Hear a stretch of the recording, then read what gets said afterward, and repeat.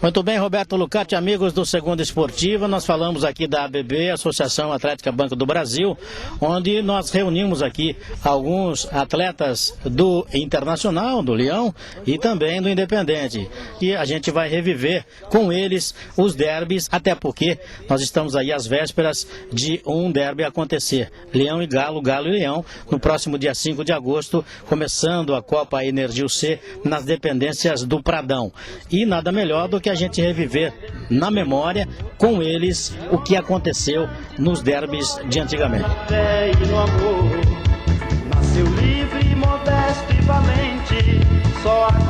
Eu vou começar pelo Beto Badê, que era ponteiro, era meia, atacante da equipe do Independente, jogou também pela Internacional. Betinho, o Galo tinha um azar danado para jogar com a Inter, não ganhava derby de jeito nenhum, né, Beto? Infelizmente para nós, né, que a maioria das partidas, a gente até fazia partidas muito boas, jogava até às vezes melhor do que a Inter, mas no fim o resultado era favorecer a Inter. Então isso aí foi uma coisa que até teve uma época que até a gente ficava preocupado, que parece que não tinha jeito, jogava e não conseguia ganhar dos homens mesmo. Muito bem, eu vou conversar com o Klein, que era zagueiro, quarto zagueiro da Internacional, uma das peças fundamentais nos derbys em que participou, em todos os jogos, obviamente. O Klein, você perdeu algum derby pro Galo ou não? Perdi um sim, se eu não me engano foi 2-1 lá no Pradão, mas a maioria das vezes eu saí vitorioso.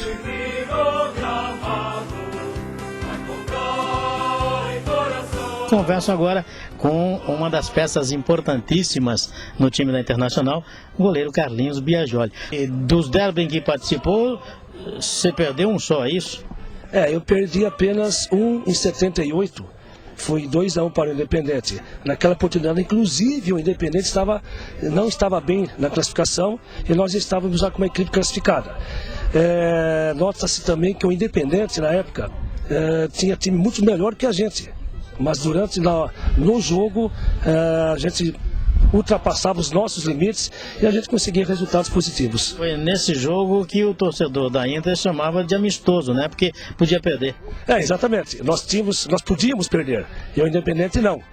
Então nós jogamos com aquela tranquilidade, com calma, sem a necessidade de realmente da vitória. E o Independente sim era preciso para que não caísse para a divisão anterior. Vai crescendo com dinamismo. João Ferraz também por aqui com a gente, companheiro de trabalho e também de memoráveis acontecimentos no Galo e no Leão. Eu não poderia deixar de recordar e passar até para o torcedor amigo do Independente de toda a Limeira, o Galo em 76, quando nós perdemos o campeonato da divisão intermediária, com acesso para a primeira divisão para o 15 de Jaú, terminando em igualdade de condições de pontos e perdendo no saldo de gol. Então o Independente jogava com o Luca no gol, Luca da Dona, Jurandir, João Miguel e Marco Antônio, meio de campo jogava Ademir, Guerra e eu jogava na minha esquerda, ponta direita Beto Badê, centroavante Nestor e ponta esquerda Basílio. Homens capazes, trabalhando sem nada temer. Um dos laterais mais importantes nas equipes em que participou. Eu vou começar falando do Independente, ele também jogou na Internacional. Era uma cobrança muito forte, né, Tuti? Muito forte, porque a gente, além de... Nós não era um regime muito profissional, então nós trabalhávamos e jogávamos. Eu joguei 4 pela Independente e uma só pela Internacional. Então o que acontece? No dia seguinte a cobrança era muito grande. Então o orgulho de ter passado por isso, inclusive no próprio hino do Independente, tem lá uma frase que diz: quem viver, que guarde na memória. Quem viver, que guarde na memória. Pra frente, Independente. Vitória, vitória, vitória. Pra frente, Independente. Era orgulho nosso como limeirense também, o sair na rua no dia seguinte. E o torcedor naquela época notava-se que ele se identificava com os clubes. E foram jogos realmente de muita amizade, de tranquilidade, mas que sempre se envolvia, o torcedor como nós, jogadores de cada equipe, se envolviam.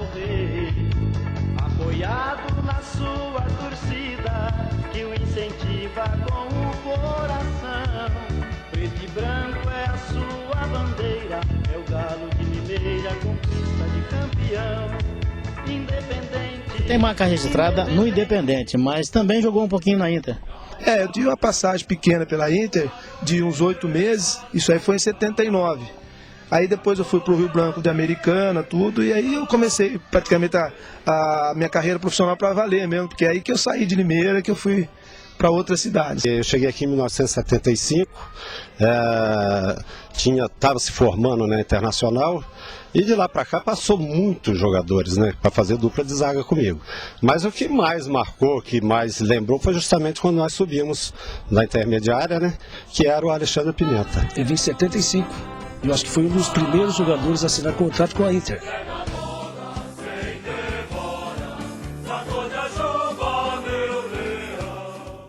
De homens confiantes na vitória, na nobreza, na fé e no amor. Gostaria que você falasse alguma coisa sobre esse derby ou os derbys que você disputou. Você lembra quantos?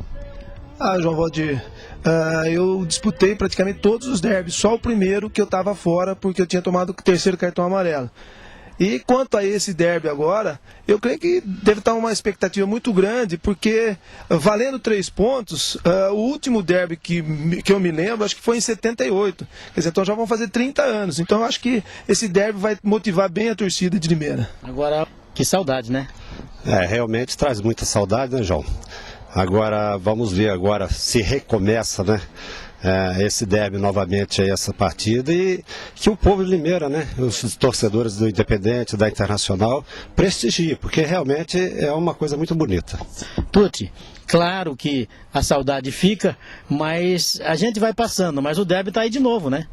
E que felicidade, porque se você se recorda, eu sempre ressalto a importância de um derby no final do ano para que motive o torcedor, motive a população, fazer despertar no torcedor esse interesse de saber quem tem a maior torcida. Essa rivalidade tem que voltar para florir e para que tenha um progresso no âmbito municipal, a Internacional como a Independente.